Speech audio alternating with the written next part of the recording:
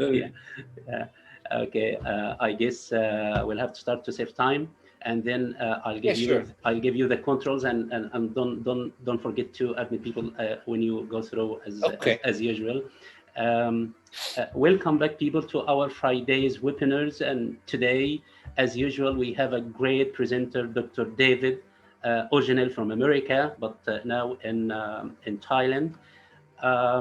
And I have to say sorry for the break time that we went through. You know that I've ceased presenting these webinars because I went through tough times having the COVID, damned COVID, for about a month and 2 weeks, I think. And I can say that, as we say in Egyptian mother tongue, I've seen death in my pupil of my eye. It was very difficult time, but I thank Allah that I'm back again and I'm able to be back to my work. Today, as you see, we are back to our family gathering under the big umbrella of the Kahliya Governorate General Supervision of English, Sustainable Development Ongoing Weekly Webinars. Today, we have a great presenter. As you see from my screen, I'm going to give you some flashes of the great person that we have amongst us today.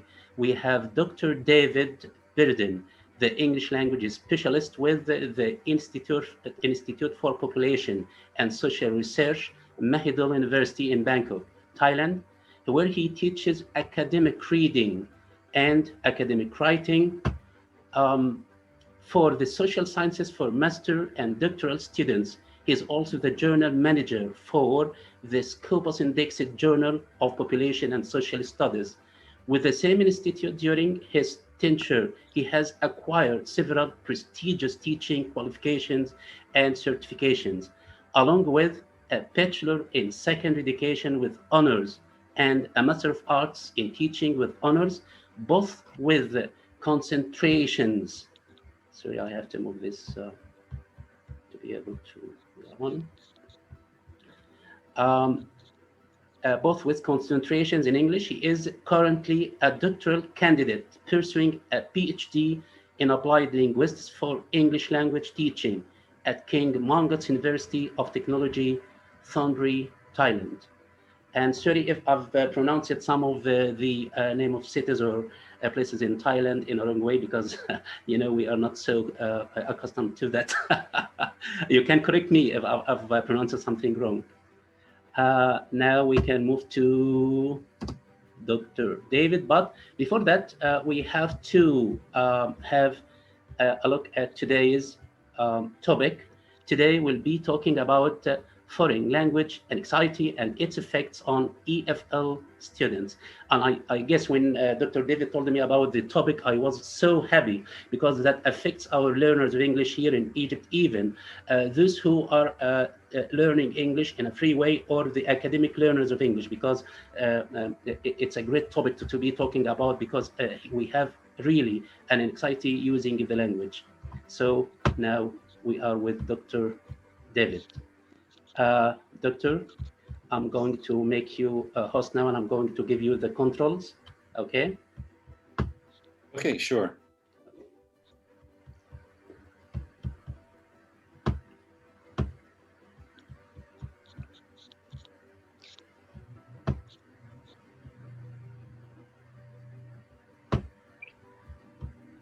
Now you are host. You can share your screen and start your presentation.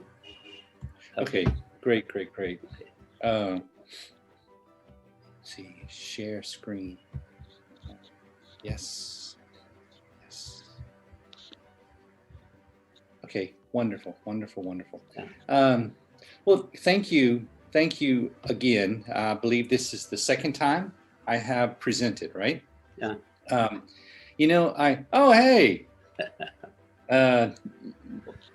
my new friend, Elmi. Yes, yeah. Elmi, Yeah. my new friend. I have. We just completed a foreign language anxiety research in Thailand. My goodness, a month ago, I believe, and we did a qualitative research looking at the the continued existence of foreign language anxiety with adults.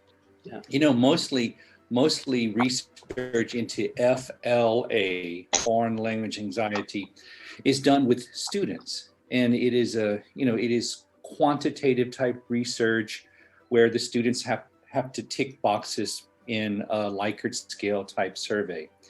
We wanted to see if FLA continues to plague adults. Now, think about it. Students in secondary schools, they experience severe anxiety when they have to use English. Okay. Yeah. Now, we wanted to see, does this anxiety continue to affect adults? So this is me. Yep, that's me, and that is me wearing a tie costume. Yeah, I know. It's cute. Yeah. And by the way, it's very hot because it's thick woven silk. It's hot. So, okay. Yeah. You see, foreign language anxiety is stress. It's stress when you're trying to speak a language. Now, imagine being a student or an adult working in an international company, and when you are faced with using English, your brain feels like it's full of cobwebs, spider webs. Nothing, I mean, your brain just stops. Yeah. That is foreign language anxiety, stress, and your mind feels like you can't remember anything, you don't know what you are doing, and you start to panic. And the research we did with adults, we did in-depth interviews with a fairly large group of adults, and these adults were they averaged 40 years old. You know, there were some as young as 25 and some in their mid to late 50s. And when we asked them, can you describe how it feels when you are faced with using English? They all said the same thing. My brain feels like it's stuck. It feels like there's something in my brain stopping me from speaking or stopping me from using English. See, when we looked at research, we saw that foreign language anxiety is this feeling. It's this feeling that sticks inside you, and it could either be something very simple as, oh, I am a little nervous to use English, or we have seen people break down crying when they have to use English in front of, oh my goodness, native English speakers. Oh, wow. A huge fear with adults working in international companies is if they have to use English with people such as myself, native English speakers, they are so afraid. But what they don't understand is if I speak, well, okay, I live in Thailand, right? And I speak Thai to some of my coworkers, and I speak Thai to service people and people in the shops. I speak Thai rather well, but I am nowhere fluent in using Thai. My goodness. You know, English has 44 phonemes. Okay, I'm pretty good at using English. But Thai has 44 consonants, 28 vowels. It has, oh my goodness, it has five tones. Ma, ma, ma, ma, ma. And, you know, and imagine I have some Vietnamese students, and I tried I tried speaking Vietnamese. It's the same thing. My goodness, you should hear me. I sound ridiculous. But the thing is, I am not afraid because I know that if your first language is Arabic or your first language is Vietnamese or Thai or whatever, you are not going to be a perfect English speaker. My goodness, for crying out loud. Mr. Don he and I are from different parts of the United States. Don lives in the north, I am from the south. We have different colloquial pronunciations. So it doesn't matter. The truth is, it doesn't matter how you pronounce it. It really doesn't matter the particular vocabulary you use, as long as your communication is intelligible, as long as you are understood. Okay, so let me get that point across.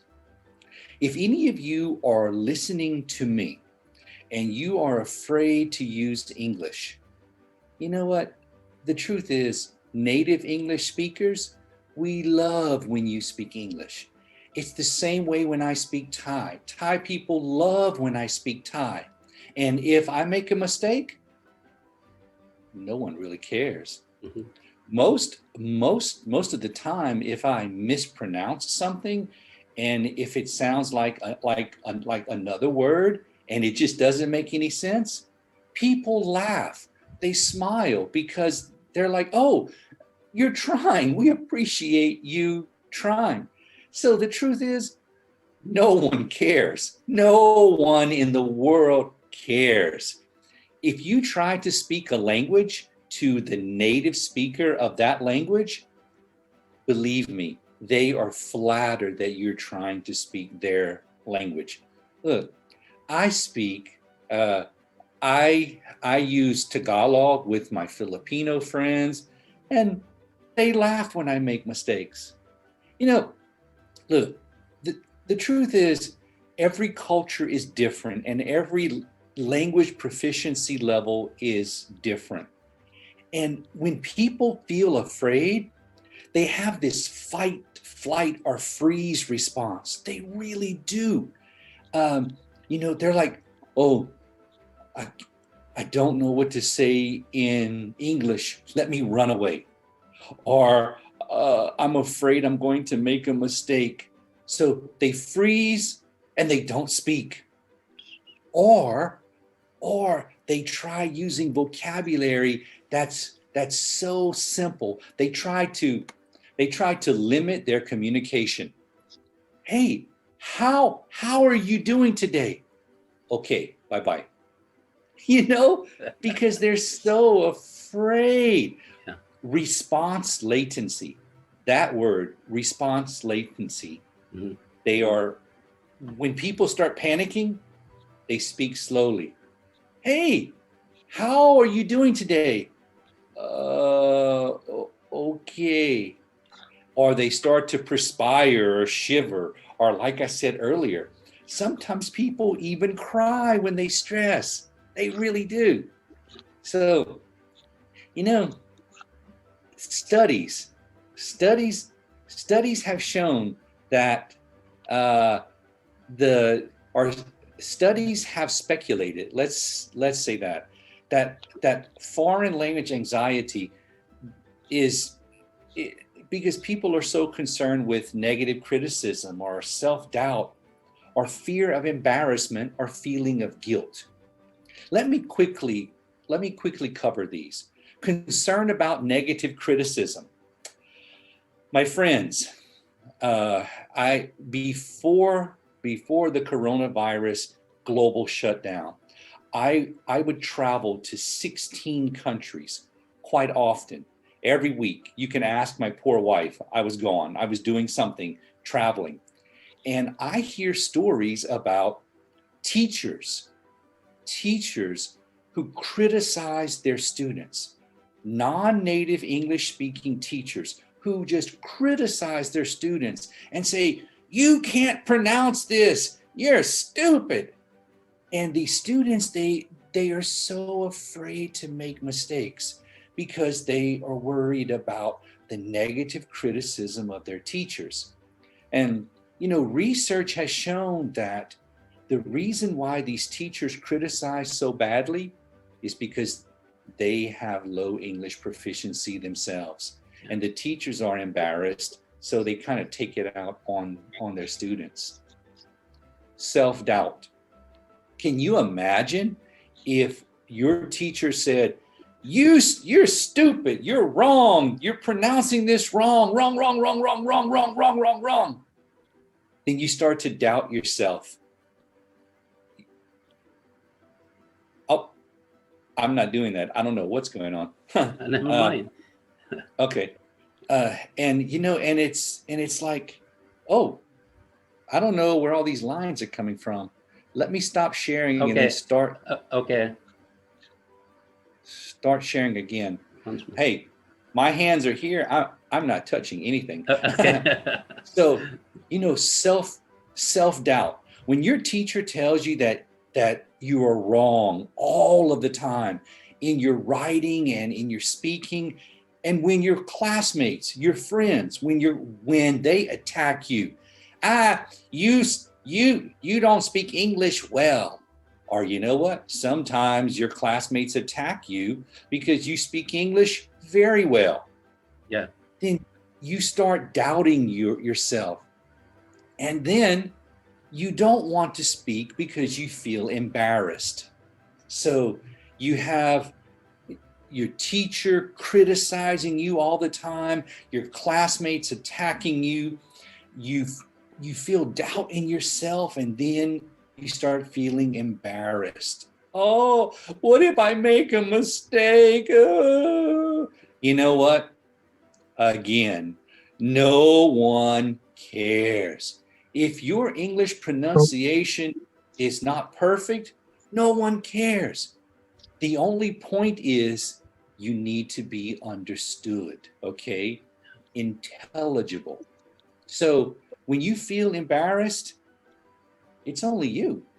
Because when you're speaking English with me and you make mistakes, I think, great, that they are trying. Now, and then we found that there is a feeling of guilt, especially with older students or adults.